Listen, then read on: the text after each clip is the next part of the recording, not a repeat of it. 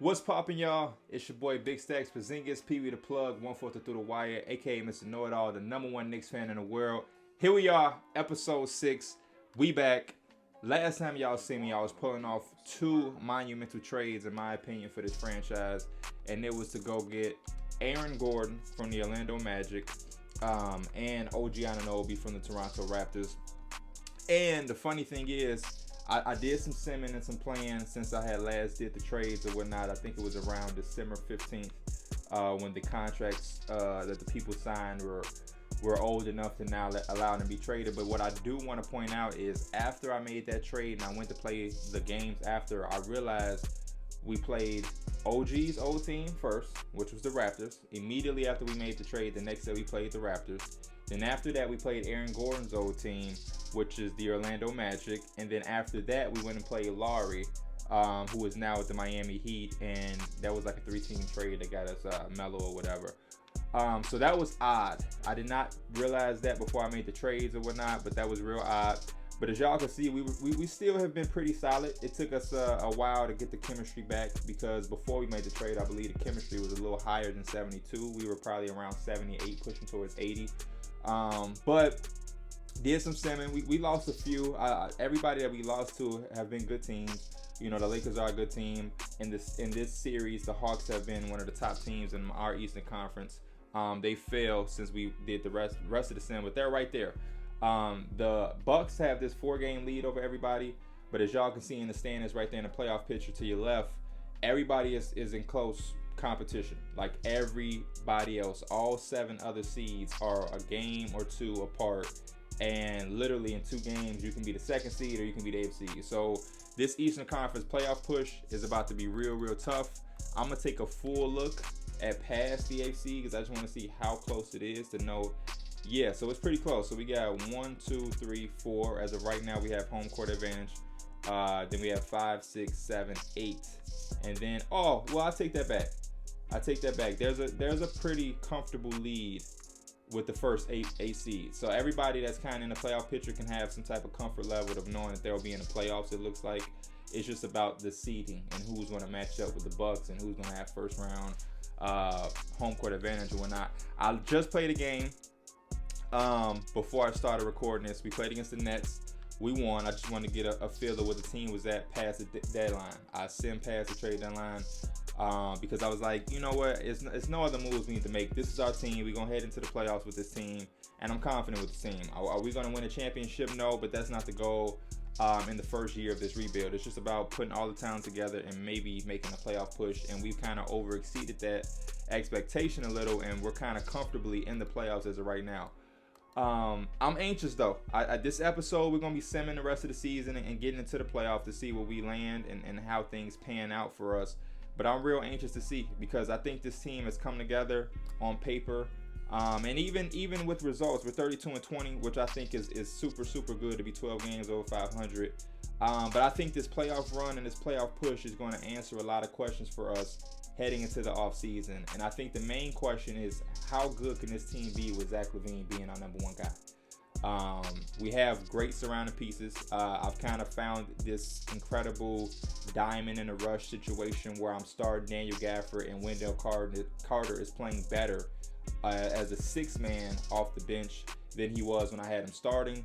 Bertans has been the X factor for us. I think we can really make a strong playoff push depending on how he plays. Just to give y'all an example, I played this last game myself against the Nets, and as you can see, Bertans came off the bench in 20 minutes and gave us 19 and 14 and shot 4 of 7 from 3 and didn't miss a free throw. And that was just, I didn't expect that type of performance with him. But he gives us that extra push off the bench when we already have a Kobe White that gave us 15 as well. And then again, Wendell Carter coming off the bench giving us 14 and 12. And then Daniel Gafford still giving us 14 and 7 with 4 blocks as the starter. So that front court presence is super strong for this team. And I didn't even mention Aaron Gordon, who's the starting power forward, who gave us 19, 8, and 4.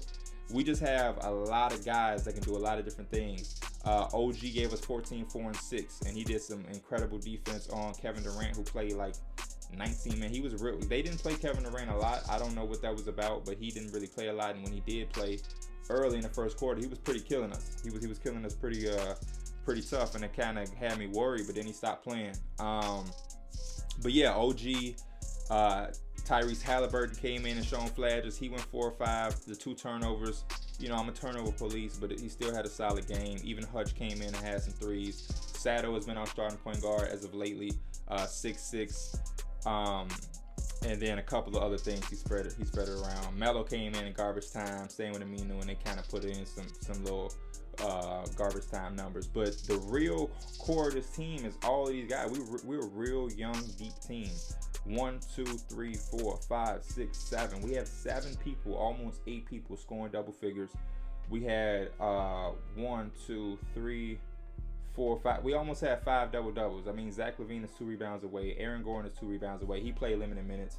It was no sense of playing him because Bertans had went off, and I was just like, after a while, I'm gonna let some other guys get some minutes and reserve my guys. But if he played a couple more minutes, he gets a double double. It's just real good, you know what I mean? And we had Satoransky with 6 assists. OG had 6 assists. Zach had 6 assists. Aaron Gordon, our power forward, had 4 assists. The ball is swinging. 3-point shooting. We had 4 of 7, that's 9, 10, 11. We had 11 threes, 12 threes, 13. We had 15 threes. Not bad. We can see the percentage right here.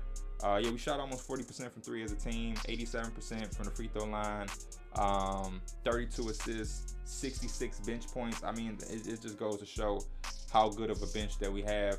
And yeah, as far as the Nets, yeah, Kevin Durant played 19 minutes, scored 10 points, 5 for 12. I don't want to spend too much time on this one singular game, but this game just gives you a glimpse of how much or how good we can be as a unit going forward. That's why I think the biggest question for us is how good can we be with Zach LaVine being our best player, and the playoffs will determine that, and then going forward, we'll make the decision on how we want to handle that. And then also, side note before we start going through and simulating to the playoffs, where is he at? Zach LaVine's the first-time All-Star. So congratulations, we have an All-Star in Zach LaVine. As far as award races, just to give y'all an update around the league, Giannis is taking off with it. Luka is really doing good. LeBron, Joel, Anthony Davis. We don't have anybody in any of these awards, unfortunately. Hopefully, Kenny is in the Coach of the Year award. I don't think they have the award race for Coach of the Year, but Kenny has to be in there somewhere. Most Improved, Kristaps, Jalen Brunson. They got 2 players. Kawhi is Defensive Player of the Year so far. And then 6-man LaMelo, I guess, is coming off the bench for the Suns. And then Rookie of the Year. There you go. But we'll get right into it. We'll sim through. I'm gonna sim right through. I'm not gonna do any sim cast because I want to get straight to the point with y'all. I'm anxious for the playoffs. I know y'all are. We're gonna sim through and just hope that we do our thing. First sim is already a loss, and I'm not a big fan of the sims for 2K just because I feel like I've done this in the past. You know, I'm not gonna really do anything here. I want y'all to just scout first rounders. But anybody that watched my old Thunder series, y'all saw I had gave the Thunder like a 15-game lead, like 15 games over 500, and we still somehow missed the playoffs. I simmed and then everything just started falling apart.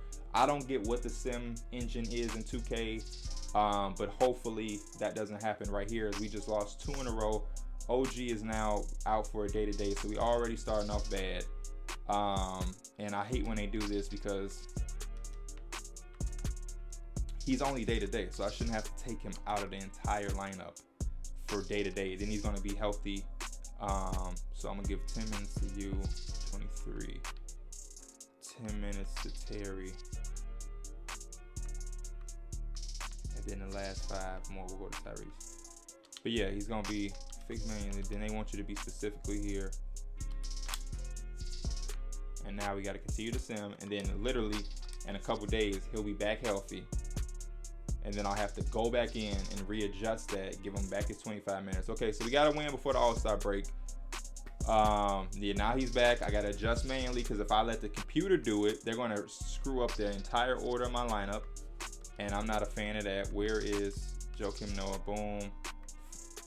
Kobe White, I shouldn't touch his minutes. It takes 5 from him. Where's Terry? Terry, give me back those minutes I got from you. And then I get my minutes back from you until it's 25. Boom. OG, swap minutes. No. 25 minutes for OG. Hutch gets to 12, and then I think I gave Kobe White an extra. No, I didn't. Fine. Boom. Okay. We lost the All-Star game. Terrible blowout. Let's see. Lost again. The thing about 2K is this right here, and this is again for people that always ask, why don't I make as much content on 2K? I'm a realism, and to answer questions why we sim, and a lot of people have been saying, hey, I like it, but it's a little too slow. This is the best way to do it for me. As the creator, I need to have some joy out of it. Everybody that's a supporter or a fan of content creators, everybody just want content, but it's like, as a content creator, we have to also get some joy out of it. It's just not about, let me just put anything out. I've never been that type of content creator. I've always been a guy that's tried to, have some fun with it myself, and I want to enjoy it. So for the 2K perspective, it's like, how can I make it as real as possible? That's always been my biggest grief with 2K, is I want it to be real as possible. I understand it's a video game, it's only so much they can do, but some things that's in this engine, as far as the franchise, my league or whatever, it's just kind of like crazy. Like, just like the draft, for example, there was no reason for Killian Hayes to go first overall. I literally created the draft class. Nothing about him, from his overall to his potential, makes him a number 1 overall pick. Nothing about that. It's just they rarely just do anything for any reason, and it just doesn't make sense to me. And it's the same thing with him. Now just leave him. He'll play with a pinched nerve in his back. But yeah, it's just confusing to me. So for me personally, to make it as real as I can, as real as possible, I have to take it step by step by step, because if I don't, it'll get all over the place, and then it's no fun for me.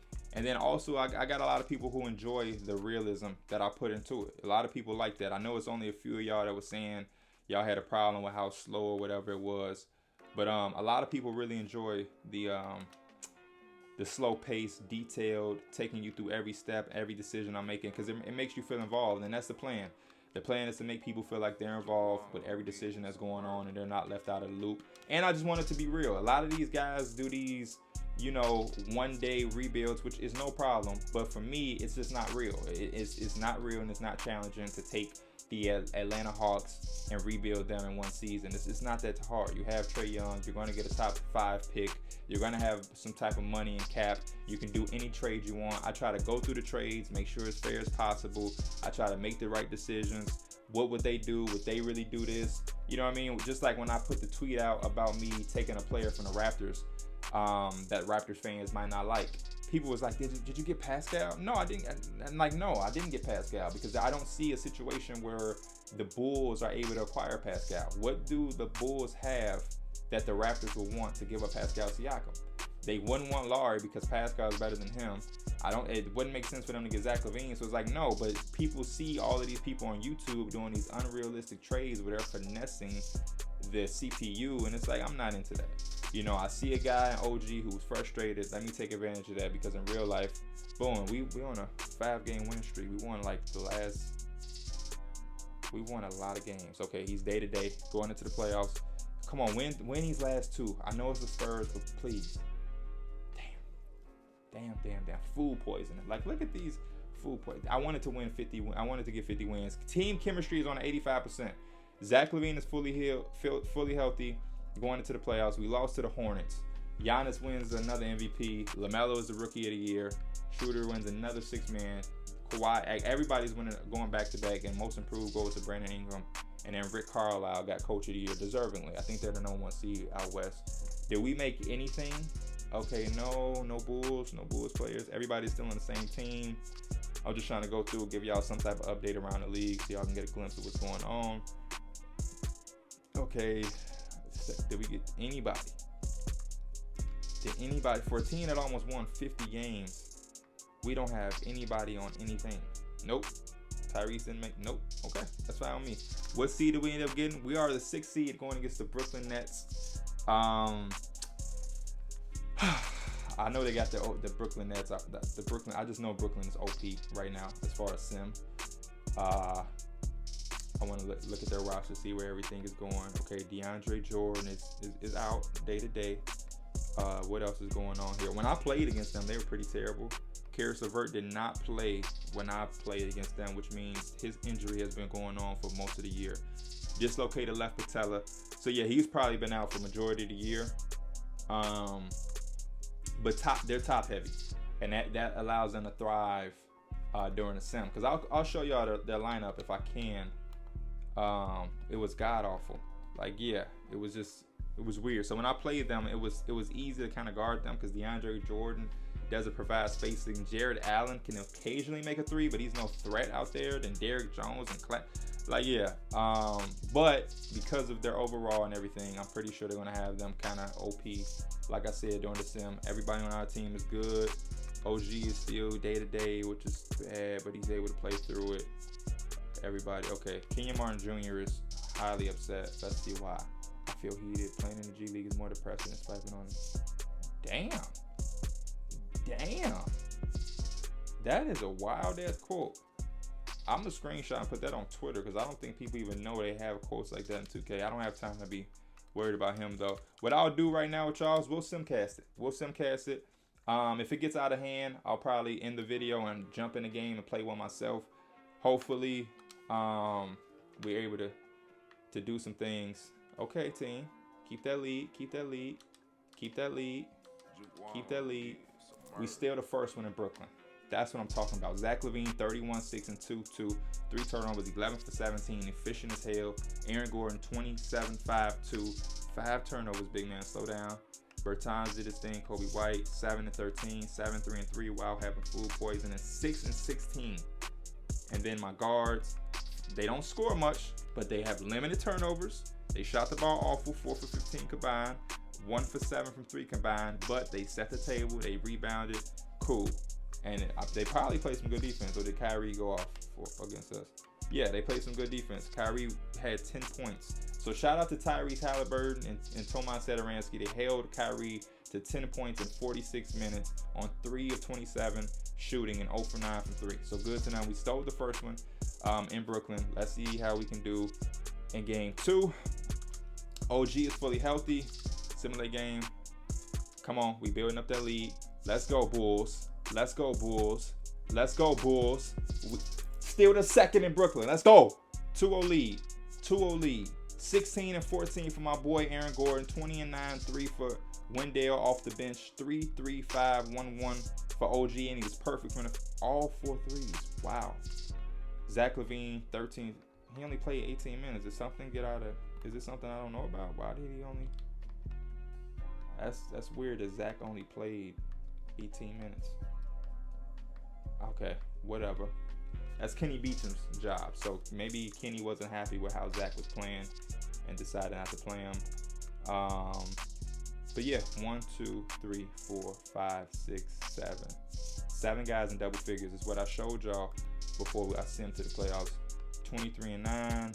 Yeah, they let those 2 are eating, and it looks like everybody else. I mean, Allen had 13 and 13. That's cool.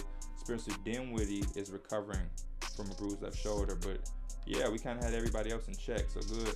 We up 2-0. I'm gonna continue to sim. OG is just bruised right by, like he's just beat up. I don't get what's going on. Okay, he's healthy before game 3. Let's go, Bulls. Keep that lead.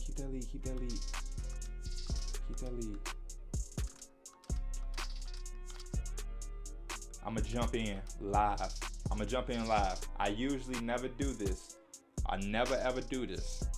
I don't do gameplay during the video because I like to do my videos one way through. But boy, I have to. We down 3 with 41 seconds left. We up 2-0. We at home. This is a chance to go 3-0 up against a Brooklyn Nets team with Kyrie and Kevin Durant as the best players. I got to jump in.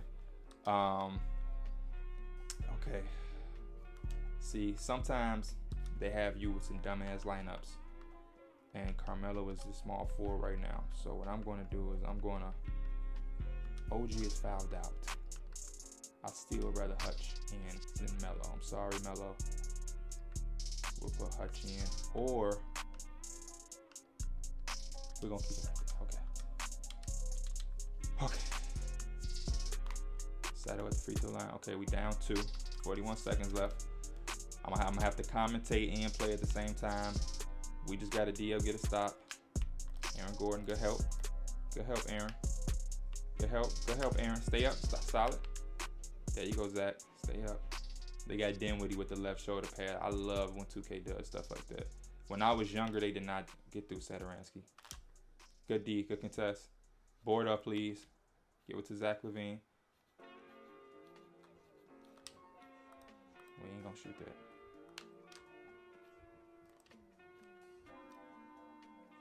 Zach win this game for us. Make your free throws, Aaron Gordon. Make your free throws. You got it. Are you serious, 2K? He missed both? Are you 2K? He missed both? I got my free throw difficulty up a lot. The guy that I get the sliders from, Schneider whatever.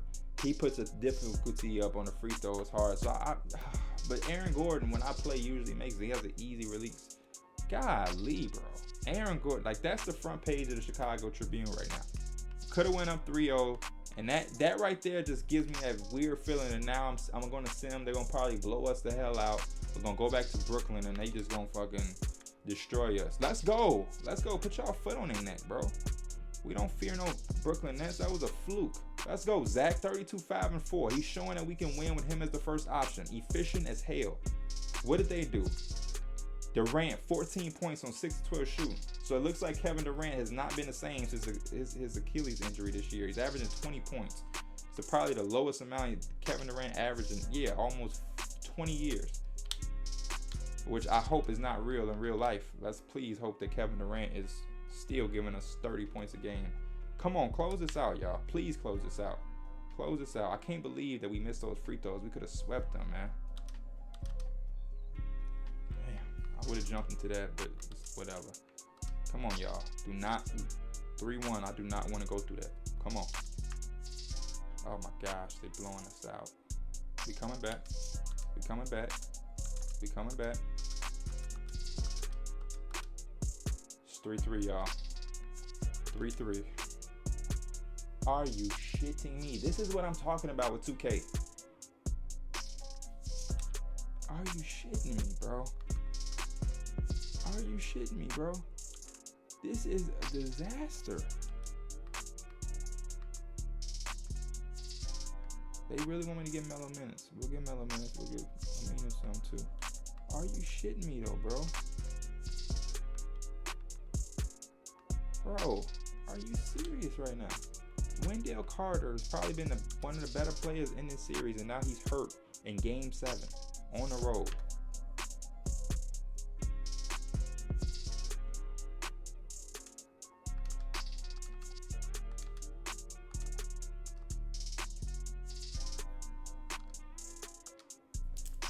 Let's go, man.